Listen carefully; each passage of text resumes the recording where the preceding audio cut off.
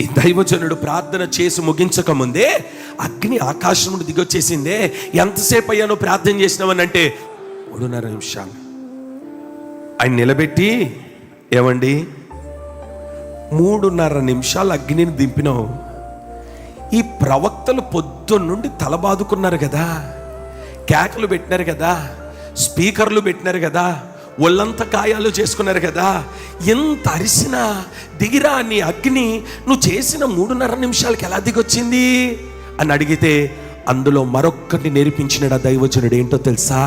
నేను చేసింది ప్రజల ముందు అందరికీ కనబడేటట్టుగా చేసింది 3.5 నిమిషాలు మాత్రమే, కానీ ఎవ్వరికి కనబడకుండా ఒంటరిగా మరుగుగా ఉండి 3.5 సంవత్సరములు దేవుని సన్నిధిలో నేను కనిపెట్టి ఉన్నాను.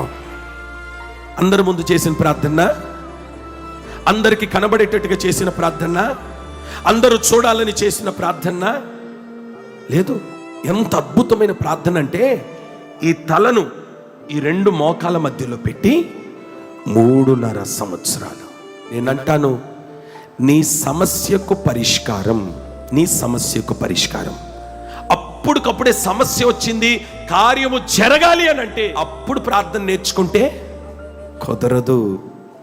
సమస్య వచ్చిందని ప్రార్థన చేయడం కాదు, నీ సమస్య ఉన్నా లేకపోయినా, నీ పరిస్థితులు ఎలాగున్నా నువ్వు చేయాల్సినంత ఏంటంటే ప్రార్థన చేయి.